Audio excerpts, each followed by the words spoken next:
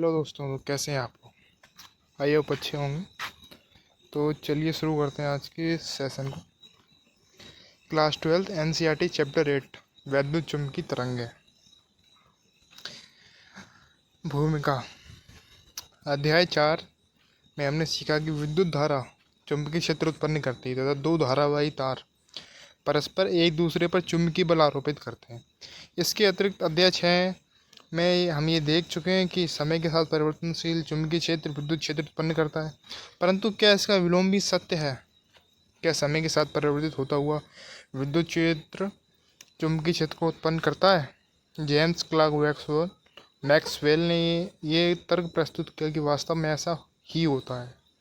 न केवल विद्युत धारा वरन समय के साथ परिवर्तनशील विद्युत क्षेत्र भी चुंबकीय क्षेत्र उत्पन्न करता है। समय के साथ परिवर्तनशील धारा से जुड़े संधारित्र के बाहर किसी बिंदु पर चुंबकीय क्षेत्र ज्ञात करने के लिए एम्पियर का नियम लगाते समय मैक्सवेल का ध्यान इस नियम संबंधी एक असंगति की ओर गया। इस असंगति को दूर करने के लिए उन्होंने एक अतिरिक्त धारा के अस्तित्व का सुझाव दिया, जिसको उन्होंने विस्थापन धारा नाम दिया। उन्होंने विद्युत एवं चुंबकीय क्षेत्र तथा उनके स्रोतों, आवेशों एवं धारा घनत्व को सम्मिलित कर समीकरण को एक समुच्चय सूत्रबद्ध किया। इन समीकरण को मैक्सवेल समीकरण कहते हैं। मतलब एम्पियर का और जो उसके पहले चुंबकीय क्षेत्र में उत्पन्न और दो समीकरण, उनको सूचीबद्ध कर दिया तो उनका समुच्चय सूत्रबद्ध किया। इन समीकरणों को मैक्सवेल समीकरण कहते हैं। लॉरेंज का बल सूत्र अध्याय 4 में था।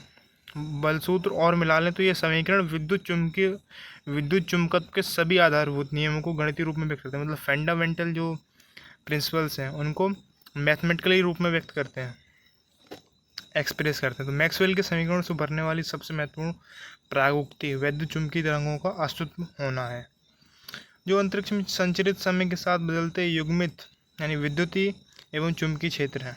मैक्सवेल के समीकरणों के अनुसार इन तरंगों की चाल प्रकाशीय मापन द्वारा प्राप्त प्रकाश की चाल प्रकाश की चाल 10⁸ मीटर प्रति सेकंड के लगभग बराबर होती है, अप्रॉक्सीमेट। इससे हम इस महत्वपूर्ण निष्कर्ष पर पहुँचे हैं कि प्रकाश एक वैद्युत चुंबकीय तरंग है। अब इसके आगे आप पढ़ेंगे। प्रकाश में तरंग भी बताया, परंतु प्रकाश तरंग और कण दोनों के गुण प्रदर्शित करता है। अब इसके चैप्टर के बाद जो नेक्स्ट चैप्टर आएगा रे ऑप्टिक्स, किरण प्रकाश की, उसमें आप पढ़ेंगे उसको। अभी तो उन्होंने केवल तरंग माना है, पर जब उसमें पहुँचेंगे तो तरंग भी है और कण भी है, दोनों के गुण प्रदर्शित करता है। इस प्रकार मैक्सवेल ने कार्य ने विद्युत चुंबक एवं प्रकाश के क्षेत्रों को एकीकृत कर दिया।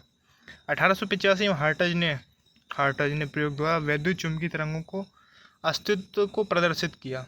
हार्टज और मार्कोनी एवं अन्य आविष्कर्ताओं ने यथा समय इनकी तकनीकी उपयोग में संचार के क्षेत्र में जो क्रांति की, उसके आज हम प्रत्यक्षदर्शी हैं। इस अध्याय में हमने पहले विस्थापन धारा की आवश्यकता एवं उसके परिणामों के विषय में चर्चा करेंगे। फिर हम वैद्युत चुंबकीय तरंगों का एक विवरणात्मक चित्र प्रस्तुत करेंगे। वैद्युत चुंबकीय तरंगों का संपूर्ण वर्णक्रम, जो गामा किरणें, तरंग दैर्घ्य 10⁻12 मीटर से दीर्घ रेडियो तरंग है 10⁻6 मीटर यानी मेगा तक फैला है, इसके विषय में चर्चा की जाएगी। अब हम इस धारणा देखते हैं, विस्थापन धारा। अध्याय 4 में हम देख चुके हैं कि विद्युत धारा अपने चारों ओर एक चुंबकीय क्षेत्र उत्पन्न करती है। मैक्सवेल ने यह दर्शाया कि तार्किक संगति के लिए आवश्यक है कि परिवर्तनशील विद्युत क्षेत्र भी चुंबकीय क्षेत्र उत्पन्न करे। ये प्रभाव बहुत ही महत्व का है, क्योंकि रेडियो तरंगों, गामा किरणों एवं दृश्य प्रकाश के अतिरिक्त भी अन्य के सभी वैद्युत चुंबकीय तरंगों के अस्तित्व की व्याख्या करता है। ये देखने के लिए परिवर्तनशील विद्युत क्षेत्र किस प्रकार चुंबकीय क्षेत्र का उद्भव कारण बनता है, आइए हम किसी संधारित्र के आवेशन की प्रक्रिया पर विचार करें और संधारित्र के बाहर किसी बिंदु पर चुंबकीय क्षेत्र ज्ञात करने के लिए एम्पियर के परिपथीय नियम। अध्याय 4 इंटीग्रेट, इसको कहते हैं आंशिक इंटीग्रेशन, कहते हैं आंशिक समाकलन। B.dl = μ0 I/t। तो चित्र में एक समांतर प्लेट संधारित्र C दर्शाया गया है, जो एक ऐसे परिपथ का भाग है जिसमें समय के साथ परिवर्तनशील धारा I/t प्रवाहित हो रही है। आइए समांतर प्लेट संधारित्र के बाह्य क्षेत्र में स्थित किसी बिंदु जैसे कि P पर चुंबकीय क्षेत्र ज्ञात करें। इसके लिए हम r त्रिज्या का एक समतल वृत्ताकार लूप लेते हैं, जिसका तल धारावाही तार की दिशा के लंबवत है और जिसका केंद्र तार के ऊपर है। सममिति के आधार पर हम कह सकते हैं कि चुंबकीय क्षेत्र की दिशा वृत्ताकार लूप की परिधि के अनुदिश है और लूप के प्रत्येक बिंदु पर इसका परिमाण समान है, मतलब परिमाण मतलब मैग्नीट्यूड समान है। इस कारण कि यदि क्षेत्र का परिमाण b है तो समीकरण 8.1 का वाम पक्ष b 2πr होगा। तो b 2πr equal to μ0 IT। अब इसी परिसीमा वाली एक अन्य सतह पर विचार कीजिए। ये घड़े के आकार की एक सतह है जो धारा को कहीं भी नहीं छूती। चित्र 8.1b और चित्र इसमें दिखाएंगे पर ये रही। इसकी तली संधारित्र की दोनों प्लेटों के बीच में है।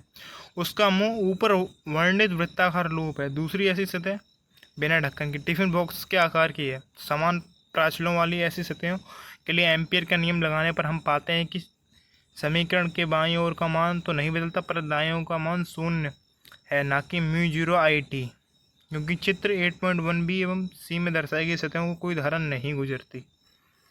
जब नहीं गुजरेगी तो I इक्वल टू 0 और 0 का मल्टीप्लाई होते ही सब कुछ 0 हो जाएगा। इसलिए हमारा सामना एक विरोधाभास से होता है। इस प्रकार से गणना करें तो बिंदु P पर चुंबकीय क्षेत्र है। इस दूसरी प्रकार से गणना करें तो P पर चुंबकीय क्षेत्र शून्य होता है, क्योंकि धारा ही प्रवाहित नहीं हो रही। क्योंकि ये विरोधाभास हमारे द्वारा लागू किए गए एम्पियर के परिपथीय नियम कारण उत्पन्न होता है। इस नियम में संभवतः कोई पद छूट गया। छूटा हुआ यह पद ऐसा होना चाहिए कि हम चाहे हम किसी भी सतह का उपयोग करें, बिंदु P पर चुंबकीय क्षेत्र का समान मान प्राप्त हो। यदि हम चित्र 8.1c की ध्यानपूर्वक देखें तो छूटे हुए पदों का अनुमान लगाया जा सकता है। के संधारित्र की प्लेटों के बीच सतह S से गुजरती है।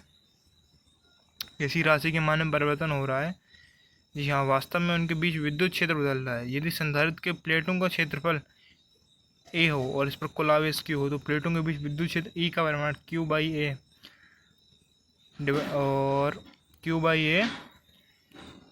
डिवाइड बाई एप्सिलॉन 0 होता है। देखिए समीकरण 2.41। ये चित्र 8.1c की सतह S के लंबवत होता है। इसका परिमाण संधारित्र के प्लेटों का क्षेत्रफल A पर समान रहता है, पर इनके बाहर शून्य हो जाता है।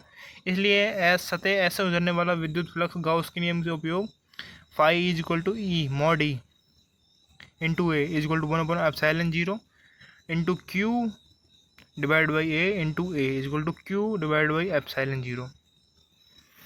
अब यदि संधारित्र के प्लेटों पर आवेश Q समय के साथ परिवर्तित हो तो यहाँ एक धारा I is equal to dQ/dt होगी। इसलिए समीकरण d phi divide by dt is to d/dt phi का मान हम रख देंगे epsilon 0 is equal to epsilon 0 dQ/dt।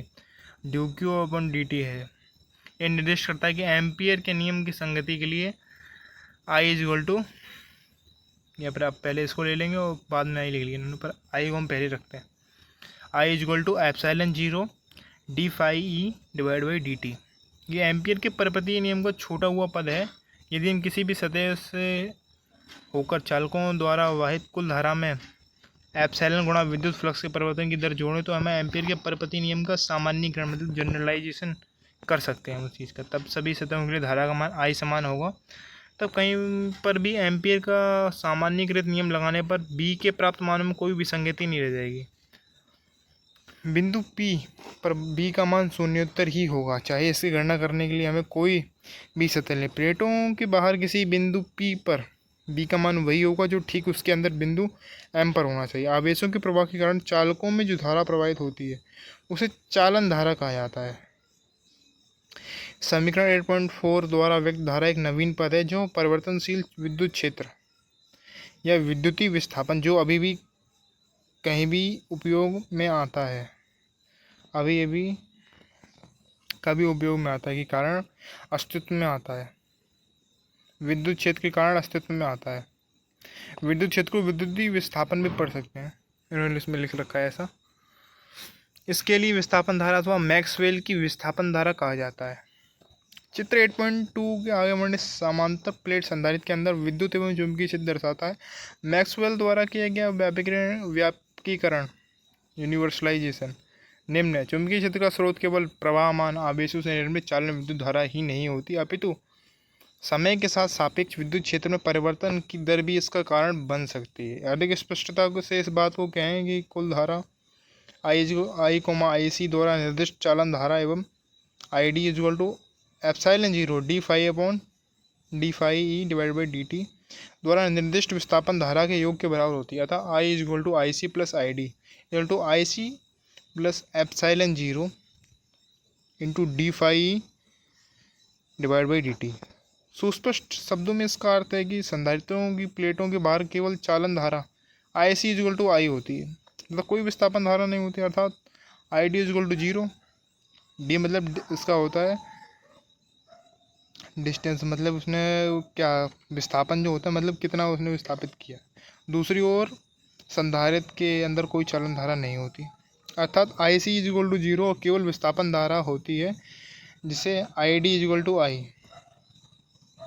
विस्थापन धारा जो सी धारा बह उसी के बराबर होती है। व्यापकीकृत एवं यथार्थ एम्पियर के परिपथीय नियम का स्वरूप समीकरण जैसा है, बस केवल एक अंतर ही ऐसी किसी भी सतह जिसकी परिमिति बंद रूप से गुजरने वाली कुल धारा चालन धारा व विस्थापन धारा का योग होती है। व्यापक रूप में ये नियम आंशिक इंटीग्रेशन इसको करते हैं, आंशिक समाकलन B dot d l equal to mu zero I C plus mu zero epsilon zero d phi into D phi E divide by D t. इसे एम्पियर का मैक्सवेल नियम कहते हैं, इसे एम्पियर मैक्सवेल नियम कहते हैं क्योंकि दो नियम मिल गए एम्पियर और मैक्सवेल के, इसलिए नाम रखते हैं उन्होंने। किसी भी दृष्टि से विस्थापन धारा के भौतिक प्रभाव चालन धारा के समान है। कुछ स्थितियों में उदाहरणार्थ किसी तालक चार में नियत विद्युत क्षेत्र के लिए विस्थापन धारा का मान शून्य हो सकता है क्योंकि किसी विद्युत क्षेत्र ई समय के साथ परिवर्तित नहीं होता। कुछ दूसरी स्थितियों में जैसे कि ऊपर बताया गया आवेशित होते हुए संधारित्र में चालन एवं विस्थापन धारा दोनों ही उपस्थित हो सकते हैं पर अलग अलग स्थानों में, परंतु अधिकतर स्थितियों में दोनों एक ही स्थान पर विद्यमान हो सकते हैं क्योंकि कोई भी माध्यम पूर्ण चालक या पूर्ण विद्युत विरोधी नहीं होता। सर्वाधिक रोचक तथ्य यह है कि किसी विशाल क्षेत्र जहाँ कोई भी चालन धारा नहीं होती समय के साथ परिवर्तनशील विद्युत क्षेत्र के कारण केवल विस्थापन धारा ही होती है। इस क्षेत्र में आसपास कोई चालन धारा स्रोत नहीं होने पर चुंबकीय क्षेत्र विद्यमान होगा। इस विस्थापन धारा के अस्तित्व की प्रागोक्ति प्रयोग द्वारा पुष्ट की जा सकती है। उदाहरण के लिए क्षेत्र के संधारित्र की प्लेटों के बीच माना बिंदु एम पर चुंबकीय क्षेत्र मापा जा सकता है। यह ठीक उतना ही मापा जाएगा जितना कि बाहर किसी बिंदु पी माना पी पर विस्थापन धारा के सबसा यानी दूरगामी परिणाम है। एक तथ्य जिसकी ओर हमारा ध्यान एकदम आकर्षित होता है वह यह है कि विद्युत एवं चुंबकत्व अब और अधिक सम्मिति हो गए हैं। सम्मिति अर्थात एक जैसे लगने लगे हैं। फैराडे का प्रेरण संबंधी नियम बताता है कि प्रेरित विद्युत वाहक बल चुंबकीय फ्लक्स परिवर्तन की दर के बराबर होता है। प्रेरित विद्युत वाहक बल, अब चूंकि दो बिंदुओं एक एवं दो के बीच विद्युत वाहक बल बिंदु एक से बिंदु दो तक इकाई आवेश को ले जाने में किया गया कार्य, विद्युत वाहक बल की उपस्थिति एक विद्युत क्षेत्र की उपस्थिति को इंगित करती है। फैराडे के विद्युत चुंबकीय प्रेरण संबंधी नियम को हम दूसरे शब्दों में इस प्रकार कह सकते हैं कि समय के साथ परिवर्तनशील चुंबकीय क्षेत्र विद्युत क्षेत्र उत्पन्न करता है। इस तथ्य की समय के साथ परिवर्तनशील विद्युत क्षेत्र चुंबकीय क्षेत्र उत्पन्न करता है। फैराडे का नियम सममिति प्रतिरूप है और विस्थापन धारा के चुंबकीय क्षेत्र का स्रोत होने का परिणाम। अतः समय पर निर्भर विद्युत एवं चुंबकीय क्षेत्र एक दूसरे की उत्पत्ति के कारण है। इसमें नीचे लिख रहे हैं ये अभी पूर्णतः सम्मिति नहीं है, पूर्णतः मतलब एक दूसरे जैसे नहीं है। विद्युत क्षेत्र को उत्पन्न करने के लिए विद्युत आवेशों को सादृश चुंबकीय क्षेत्र के स्रोत चुंबकीय एकल ध्रुव मैग्नेटिक मोनोपोल एकल ध्रुव जबकि ज्ञात नहीं है, चुंबकीय एकल ध्रुव मैग्नेटिक मोनोपोल जबकि ये ऐसा संभव नहीं है। मोनोपोल नहीं डायपोल ही होता है। फैराडे का विद्युत चुंबकीय प्रेरण का नियम एवं मैक्सवेल एम्पियर का परपति नियम इस कथन का परिणात्मक अभिव्यक्ति है कि जहाँ धारा कुल धारा है, जैसे समीकरण 8.5 से स्पष्ट है कि सममिति एक अत्यंत महत्वपूर्ण निष्पत्ति विद्युत चुंबकीय तरंगों का अस्तित्व है जिसके विषय में हम अगले अनुभाग में चर्चा करेंगे। अब है निर्वात में मैक्सवेल के समीकरण। पहला है आंशिक इंटीग्रेशन पढ़ेंगे इसको, E dot d A equal to Q upon epsilon zero विद्युत संबंधी गॉस नियम। दूसरा है इंटीग्रेट आंशिक integrate B dot d A equal to zero चुंबकत्व संबंधी गाउस नियम। आंशिक integration E dot d l is equal to minus d phi E upon d t, Faraday का नियम। आंशिक integration B dot d l is equal to mu zero I C plus mu zero epsilon zero D phi E divided by D T, ampere Maxwell नियम। अब है वैद्युत चुम्बकीय तरंगें, पहला हम पढ़ेंगे इसमें वैद्युत चुम्बकीय तरंगों के स्रोत हैं वो पढ़ें। वैद्युत चुम्बकीय तरंगें उत्पन्न कैसे होती है? ना तो स्थिर आवेश, ना ही एक समान गति से चलते हुए आवेश, स्थिर धारा। वैद्युत चुम्बकीय तरंगों के स्रोत हो सकते हैं क्योंकि स्थिर आवेश तो केवल स्थिर विद्युत क्षेत्र उत्पन्न करता है, जबकि गतिमान आवेश चुम्बकीय क्षेत्र भी उत्पन्न करता है, पर वह समय के साथ परिवर्तित नहीं होता। मैक्सवेल के सिद्धांत की एक महत्वपूर्ण निष्पत्ति है कि त्वरित आवेश विद्युत चुम्बकीय तरंग विकृत करते हैं। मतलब विकृत मतलब समझते हैं आप, फैलाना उस चीज़ को, मतलब प्रसारित करना। तरंगें मतलब निकलती हैं, ये कह सकते हैं बिल्कुल सामान्यीकरण भाषा में। इस मौलिक निष्पत्ति का प्रमाण प्रस्तुत पुस्तक के विस्तार क्षेत्र से परे है। विस्तार क्षेत्र से परे मतलब कि आपको एनसीईआरटी में नहीं बताया जाएगा, आप आगे जब बीएससी में जाएंगे वहाँ पर आपको बताया जाएगा इसके बारे में, परंतु हम इसको अपरिष्कृत गुणात्मक विवेचन के आधार पर ही स्वीकार कर सकते हैं। अपरिष्कृत मतलब भाई इसकी कोई इनवैलिड है, गुणात्मक ऐसे एनालिसिस कर रहे हैं, इसका कोई मतलब नहीं है अभी, इनवैलिड। मान लीजिए कि एक आवेश है जो किसी निश्चित आवृत्ति से दोलन कर रहा है, कोई दोलन करता हुआ आवेश भी एक त्वरित आवेश का उदाहरण है। ये उस क्षेत्र में एक दोलित विद्युत क्षेत्र उत्पन्न करता है जो पुनः एक दोलित चुंबकीय क्षेत्र को जन्म देता है, जो पुनः एक दोलित विद्युत क्षेत्र की उत्पत्ति के कारण बनता है, और ये प्रक्रिया चलती रहती है। अर्थात दोलित विद्युत एवं चुंबकीय क्षेत्र एक दूसरे को संपोषित करते हैं, मतलब एक दूसरे को पूर्ण करते हैं। संपोषित मतलब एक दूसरे को पोषण करते हैं। यहाँ इसका मतलब ये है, यहाँ कहें कि तरंग गमन करते हैं, तरंग गमन करती हैं। स्वाभाविक रूप से विद्युत चुंबकीय तरंगों की आवृत्ति आवेश के दोलनों आवृत्ति के बराबर होती है। गमनकारी तरंगों से जुड़ी ऊर्जा स्रोत अर्थात त्वरित आवेश की ऊर्जा से ही प्राप्त होती है। पूर्वोक्त चर्चा के आधार पर हो सकता है कि इस प्रवृत्ति का परीक्षण प्रकाश विद्युत चुंबकीय तरंग है सहज हो सकता है। हम विचार कर सकते हैं कि दृश्य प्रकाश माना कि पीला उत्पन्न करने के लिए बस एक आवेश को उस प्रकार की आवृत्ति से दोलन कराने के लिए एक ऐसी प्रवृत्ति की आवश्यकता है, लेकिन अफसोस की बात यह है कि ऐसा संभव नहीं है। पीले प्रकाश की आवृत्ति लगभग 6×10⁻14 हर्ट्ज है, जबकि अत्यधिक आधुनिक इलेक्ट्रॉनिक परिपथों से जो अधिकतम आवृत्ति हम प्राप्त कर पाते हैं वह लगभग 10⁻11 हर्ट्ज होती है। यही कारण है कि जब विद्युत चुम्बकीय तरंगों का प्रायोगिक प्रदर्शन हुआ तो वह निम्न आवृत्ति की तरंगें रेडियो तरंगे के प्रसार के लिए ही हुआ, जैसा कि हर्ट्ज के प्रयोग प्रकरण में 1887 के प्रकरण में देख सकते हैं। मैक्सवेल के सिद्धांत के परीक्षण के लिए हर्ट्ज के सफल प्रयोग ने सनसनी फैला दी। ये प्रयोग इस क्षेत्र में अन्य महत्वपूर्ण कार्यों के लिए प्रेरणा का आधार बने। इस संबंध में 2 महत्वपूर्ण उपलब्धियां उल्लेख किए जाने योग्य हैं। हर्ट्ज के प्रयोग के 7 साल बाद जगदीश चंद्र बसु ने कलकत्ता में कार्य करते हुए काफ़ी कम तरंग दैर्घ्य मतलब काफ़ी कम तरंग है 25 मिलीमीटर से 5 मिलीमीटर कह सकते हैं, माइक्रोमीटर कहते हैं वैसे, 25 माइक्रोमीटर से 5 माइक्रोमीटर की वैद्युत चुम्बकीय तरंगें उत्पन्न करने और उन्हें प्रेक्षित करने में सफलता प्राप्त की।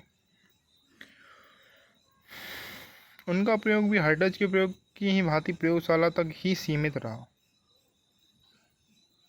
लगभग उसी समय इटली के गुग्लियो मार्कोनी ने हर्ट्ज का कार्य का अनुसरण करते हुए कई किलोमीटर तक की दूरियों तक वैद्युत चुम्बकीय तरंग संप्रेषित करने में सफलता प्राप्त की। मार्कोनी का प्रयोग संचार के क्षेत्र में वैद्युत चुम्बकीय तरंगों का उपयोग प्रारंभ हुआ। और इसमें यहाँ